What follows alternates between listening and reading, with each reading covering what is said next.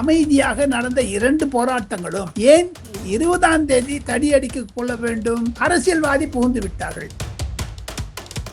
13 பேர் அரெஸ்ட் பண்ணியிருக்காங்க. உமா குறைஞ்சது 20-30 கோடி ரூபாய். சரி, எதுக்குங்க நீங்க பணம் கொடுத்து வாங்குறீங்க அந்த கொஸ்டின் பேப்பரை? எதிர்கட்சி வந்து ஒத்துமை இல்லையம்மா உமா, 2 பேருமே சண்டை போட்டுக்கிறாங்கம்மா. அவங்க வந்து இப்ப வந்து திமுக வந்து ராகுல் காந்தி இருந்தா போக மாட்டேங்கிறாங்க. ஆம் ஆத்மி கட்சி சொல்றாங்க ராகுல் காந்தி ஒரு பாகல பைத்தியக்காரன் அப்படிங்கிறாங்க. பாருங்க, விஜய் காலையில ஆபீஸ்க்கு வராரு, சாயங்காலம் போறாரு. ஒரு நாள் கூட ரெஸ்ட் எடுத்துக்கல கடந்த 65 நாள்ல. ஐ சல்யூட் விஜய். இவ்வளவு ரெஸ்பான்சிபிலிட்டி எடுத்துன்னு பண்றாரு விஜய். அந்த ரெஸ்பான்சிபிலிட்டி எங்க ராகுல் காந்திக்கு இல்ல? எதுக்குங்க அடிக்கடி ஃபாரின் போறாரு? உதயநிதி ஸ்டாலின் வந்து விஜய் வீட்டுக்கு போய் நீலாங்கரையில போய் கலடை பண்ணா எப்படி இருக்கும்? பண்ணுவாங்களா? பண்ண முடியுமா? தமிழ்நாட்டுல காலை உடச்சு விட்டுருவாங்க. அந்த மாதிரி இங்க பண்ணாங்க நேற்று.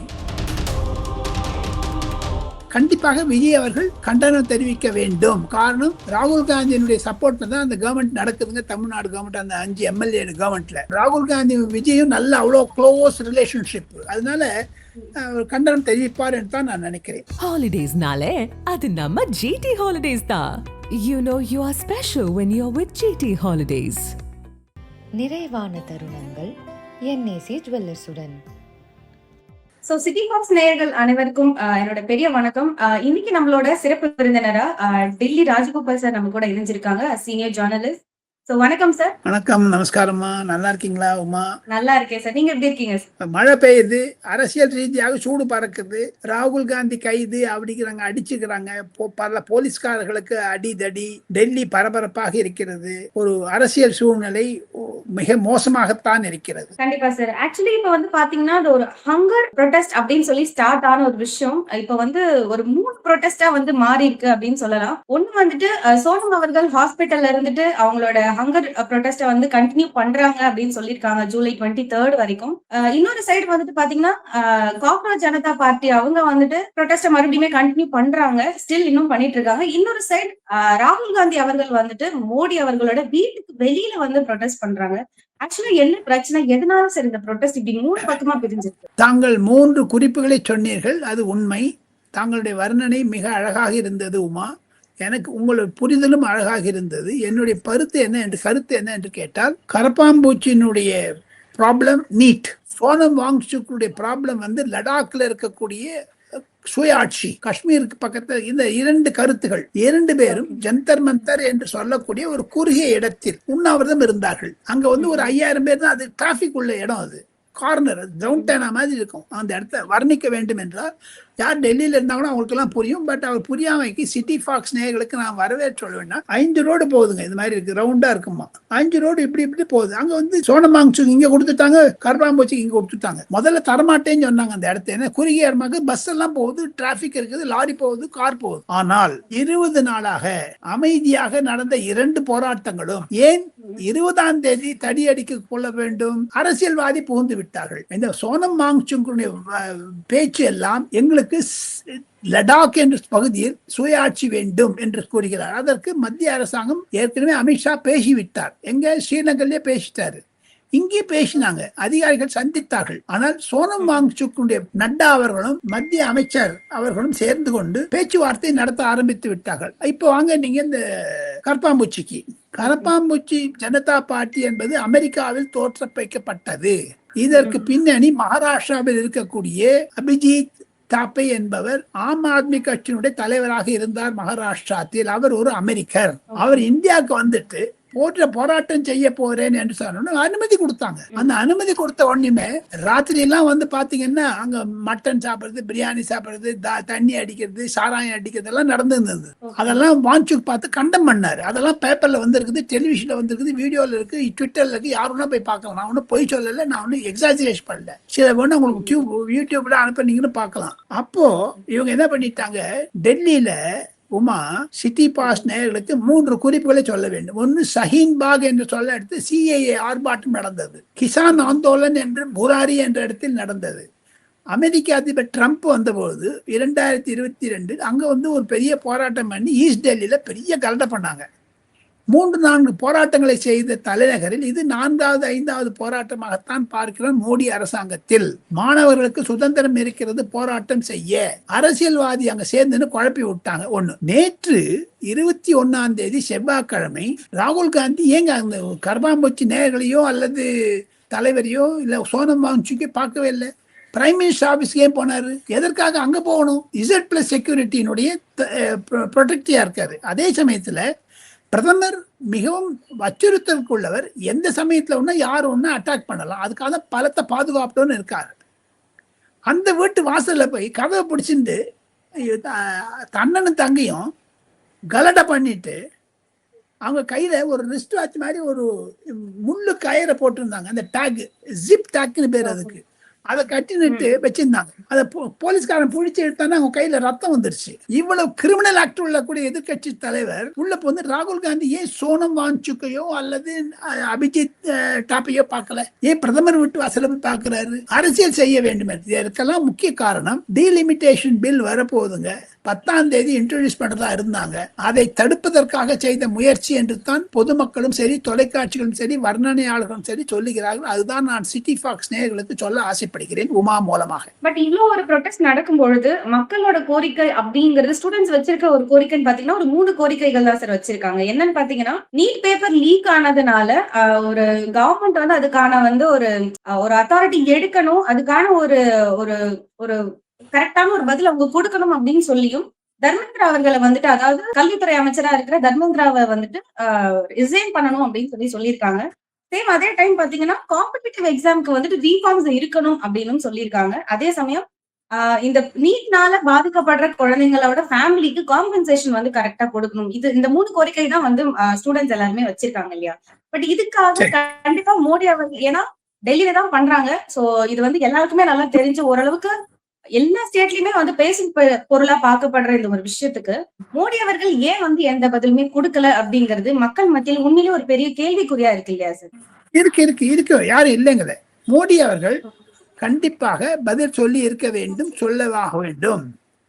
அதற்கான ஆயத்தங்களை மோடி எல்லாத்துக்குமே பதில் சொல்லணும்னு எதிர்பார்க்க முடியாது. இப்போ திருப்பரங்குன்ற விஷயமோ அல்லது பழனி ஆண்டவர் கோவில்ல வந்து திருட்டு போச்சுன்னா அந்த தர்மகர்த்தா எல்லாம் கட பண்ணா விஜய் பதில் சொன்னா அது சொல்ல முடியாது. முதலமைச்சரோ பிரதமரோ அந்தந்த இலாக்கா அமைச்சர்கள் தான் சொல்லுவார்கள் பதில். அதை தவிர 13 பேர் அரெஸ்ட் பண்ணிருக்காங்க உமா. மத்திய அரசாங்கத்தின் மூலமாக இந்த நீட் ரத்து செய்த பொழுது நீட் மீண்டும் ரிவைவ் பண்ணிட்டு ராணுவத்தினுடைய உதவியுடன் அந்த கொஸ்டின் பேப்பர் ஆன்சர் பேப்பர் எல்லாம் கொண்டு போய் வச்சுட்டு லீக் இல்லாம இந்த வாட்டி ஃபுல் ப்ரூஃப் சிஸ்டத்தோட எக்ஸாமினேஷன் கண்டக்ட் பண்ணி ரிசல்ட் வந்துடுச்சு உமா. இந்த பின்னணியில் பாத்தீங்கன்னா எக்ஸாம் நல்லா நடந்துடுச்சு. ஆனால் தாங்கள் சொன்ன மாதிரி பிரதான் மந்திரி நம்ம தர்மேந்திர பிரதான் ராஜினாமா செய்ய வேண்டும். அது அரசியல் கோரிக்கை. நீங்க வந்து அந்த ஸ்டாஃப் மெம்பராக இருக்கட்டும், அந்த செக்ரட்டரி சிபிஎஸ்டி, அந்த NEET exam NAT national authority of testing என்னமோ சொல்றாங்க, அதுல பண்ணிருக்கலாம். அவங்களும் ராஜினாமா பண்ணிட்டாங்க. அரசாங்க ரீதியாக இப்போ ஒரு கொள்கை பேப்பர் பட்ஜெட் லீக் ஆச்சுன்னா மோடி ரிசைன் பண்ணுங்க, அதை நான் புரிஞ்சுக்கிறேங்க. கேள்வி பேப்பர் லீக் ஆச்சுன்னா அந்த சம்பந்தப்பட்ட அதிகாரிகள் பண்ணணும்.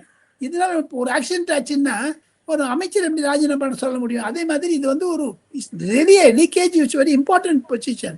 அதற்கு பாதுகாப்பு இல்லாம யாரும் பண்ணிட்டாங்க. 13 பேர், குறைஞ்சது 20-30 கோடி ரூபாய். சரி, எதுக்குங்க நீங்க பணம் கொடுத்து வாங்குறீங்க அந்த கொஸ்டின் பேப்பரை? வாங்கினோன்னு தப்பு பண்ணிருக்காங்கல்ல, கொடுத்தவனு தப்பு பண்ணிருக்காங்கல்ல. இதை சீரமைப்பதற்காக 2027 முதல் நாங்கள் இப்போ UPSC எங்க லீக் ஆக மாட்டேங்குது. அவங்க ரொம்ப நல்லா பண்றாங்க சிஸ்டம். ராஜஸ்தான்ல, உத்தரப்பிரதேசத்துல, மத்திய பிரதேசத்துல, தமிழ்நாட்டுல பேப்பர் லீக் ஆகுது. அதுக்கெல்லாம் இப்போ அந்த சீஃப் மினிஸ்டர் ரிசைன் பண்றாங்களா? ஆக தர்மேந்திர பிரதான் அறிக்கை கொடுக்க வேண்டியது நாடாளுமன்றத்தில் அவருடைய பொறுப்பு. ராஜினாமா செய்ய வேண்டுமா வேண்டாமா என்பது பிரதமருடைய முக்கிய. அமைச்சரவை விரிவாக்கும் போது அவர் டிராப் பண்ணலாம், வச்சுக்கலாம். அது பிரைம் மினிஸ்டருடைய ப்ரெரோகேட்டிவ். அதுக்கு போய் நம்ம ஒன்னும் குத்தம் சொல்ல முடியாது. ஆக மொத்தம் மத்திய அரசாங்கம் செவி சாய்த்தது. அதை அரசியலாக்கி விட்டார் ராகுல் காந்தி, மற்ற எதிர்கட்சிகள். ஆனா எதிர்கட்சியினுடைய ஒத்துமை இல்லையம்மா. 2 பேருமே சண்டை போட்டுக்கிறாங்க. அவங்க வந்து இப்ப வந்து திமுக வந்து ராகுல் காந்தி காந்தி இருந்தா போக மாட்டேங்கிறாங்க. ஆம் ஆத்மி கட்சி சொல்றாங்க ராகுல் காந்தி ஒரு பாகல பைத்தியக்காரன் அப்படிங்கிறாங்க. இந்தியில பாகல்னா பைத்தியக்காரன் அர்த்தம். சோ ஆகும்போது இதெல்லாம் வச்சு பாத்தீங்கன்னா கண்டிப்பாக பொதுமக்கள் மத்திய அரசாங்கத்தின் மீது அவநம்பிக்கை வந்ததை நான் உணர்கிறேன். உண்மை, யாரும் இல்லைன்னு சொல்ல, அதை நான் டிஃபெண்ட் பண்ணல. அவன் பண்ணுது, ஆனா அணுகுமுறை தப்பு. அதே சமயம் ராகுல் காந்தி அவர்கள் வந்துட்டு ஹோம் மினிஸ்டர் அவர்களையும் பிரைம் மினிஸ்டர் 2 பேரையுமே வந்துட்டு ராஜினாமா செய்யணும் அப்படின்னு சொல்லியிருக்காங்க. அந்த விஷயத்தை எப்படி பாக்குறீங்க? அந்த அரசியல் ரீதியாக எல்லாம் பண்ண மாட்டாங்க, கேட்கறதெல்லாம் உண்மை. இப்ப ராமர் கோவில திருடு போயிருக்கு மற்றும் பல பிரச்சனைகள் வந்து கொண்டு இருக்கின்றன. அதுக்கெல்லாம் மோடி ரிசைன் பண்ணோம்னா அப்போ மோடி பதவியே வந்திருக்க வேணாமே. 65 கோடி பேர் எது தேர்ந்தெடுக்கப்பட்ட நரேந்திர மோடி அவர்கள் ராஜினாமா செய்ய வேண்டுமா வேண்டாமா என்பது 65 கோடி மக்களுடைய திட்டம், ராகுல் காந்தியுடைய திட்டமாக இல்லை என்று தான் நான் நினைக்கிறேன். ஒன்று அவங்க நம்ம ராகுல் காந்தியுடைய தகப்பனாரே மரணம் அடைந்த போது துப்பாக்கியால் சுட்ட பொழுது, ஏன் இந்திரா காந்தியை பாதுகாவலர்கள் சுட்ட பொழுது அந்த அப்ப இருந்தவங்களை ராஜினாமா பண்ணாங்களா யாராவது? எங்கெங்க யாருமா ராஜினாமா பண்ண போறாங்க? ஸோ இதெல்லாம் ஒரு அரசியல் ரீதியாகத்தான் பார்க்க வேண்டும். பிரதமருக்கும் ராகுல் காந்திக்கு ஒரு மனசுல ஒரு குறைச்சல் இருக்கு. அதனால தான் ராகுல் காந்தி இவ்வளவு சொல்றீங்களா உமா? 40 நாள் வெளில இருந்தாங்களே, எங்க போறாருங்க அவரு? ராகுல் காந்தி அயல் நாட்டுக்கு போறாரு. அவர் ஒரு எதிர்கட்சி தலைவராங்கம்மா. நானும் நாடாளுமன்றத்தை 45 ஆண்டுகாலம் ரிப்போர்ட் பண்ணியிருக்கேன். அவருக்கு ஒரு அரசியல் முக்கியத்துவம் வேண்டாமா? அப்படி இப்படி விடுச்சிக்கிற மாதிரி விட்டு பூச்சி மாதிரி வருது, விட்டு மாச்சு மாதிரி போயிடுறது. ஒரு நாளான ஒரு இப்ப பாருங்க, விஜய் காலையில ஆபீஸ்க்கு வராரு, சாயங்காலம் போறாரு. ஒரு நாள் கூட ரெஸ்ட் எடுத்துக்கல கடந்த 65 நாள்ல. ஐ சல்யூட் விஜய். அவர் முதலமைச்சர் பதவி சீரியஸா எடுத்துட்டு இருக்காரு. எதிர்கட்சி தலைவராக இருந்தால் ஜனநாயகம் ரிலீஸ் ஆகுது. நாளைக்கு கரூர் விஷயத்தை மானிட்டர் பண்றாரு. தன்னுடைய முன்னாள் மனைவி சங்கீதா விஷயத்தை பாக்குறாரு. இவ்வளவு ரெஸ்பான்சிபிலிட்டி எடுத்துன்னு பண்றாரு விஜய். அந்த ரெஸ்பான்சிபிலிட்டி எங்க ராகுல் காந்திக்கு இல்ல? எதுக்குங்க அடிக்கடி ஃபாரின் போறாரு? அதெல்லாம் கேட்கணும். சிட்டி பாக்ஸ் நேயர்களுக்கு இதையும் சொல்லி ஒரு இரட்டை விஷயத்தையும் சொல்லி பொதுமக்களுடைய இம்பார்ட்டன்ஸை நான் சொல்ல ஆசைப்படுறேன். ராகுல் காந்தி டெஃபினெட்லி அவருக்கு எல்ஓபி லீடர் ஆஃப் அப்போசிஷனா இருக்கிறதுனால கேள்வி கேட்பதற்கு உரிமை இருக்கிறது நாடாளுமன்றத்தில், ஆனால் வீதியில் அல்ல.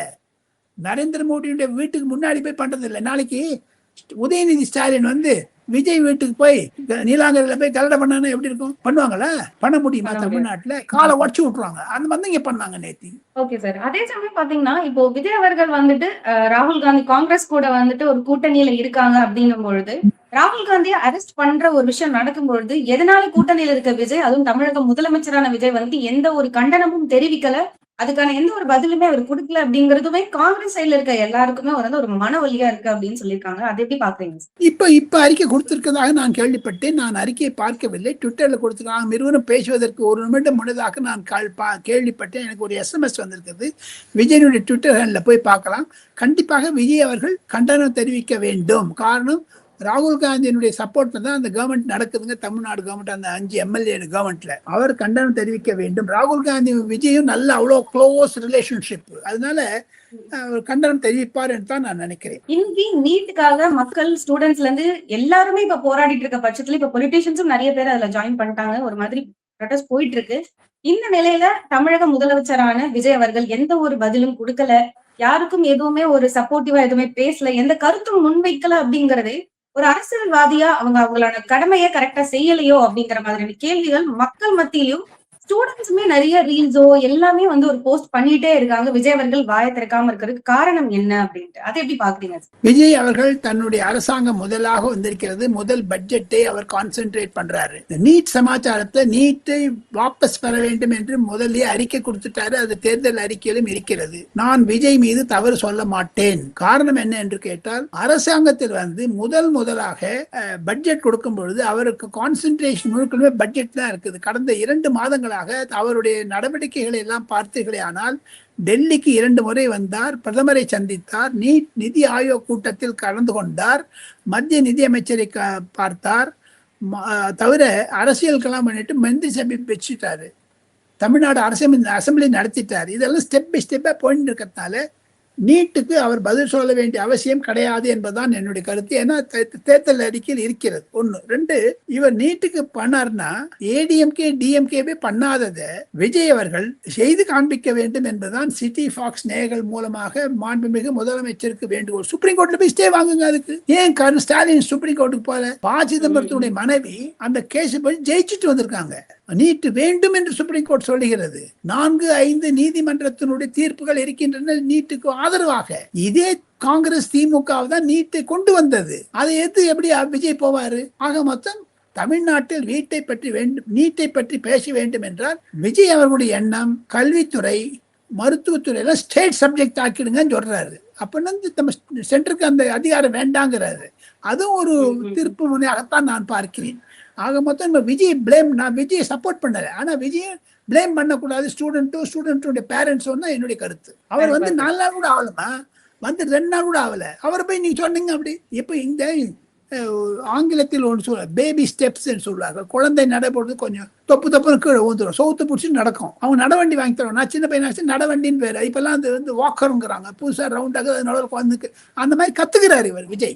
விஜய் இந்திய தமிழக அரசாங்கத்தில் பேபி ஸ்டெப் எடுத்து வைக்கிறார். ஸோ அவர்கிட்ட போய் இப்பெல்லாம் ஒரு குழப்பத்தில் அவர் ஆக்கி விடுவதற்கு திமுக அதிமுக செயல்படுகிறது. அந்த குழியில் மாணவர்கள் விழக்கூடாது என்று தான் என்னுடைய வாதம். Holidays-nale adu namma GT Holidays da. You know you are special when you're with GT Holidays. நிறைவான தருணங்கள் NAC ஜுவல்லர்ஸுடன்.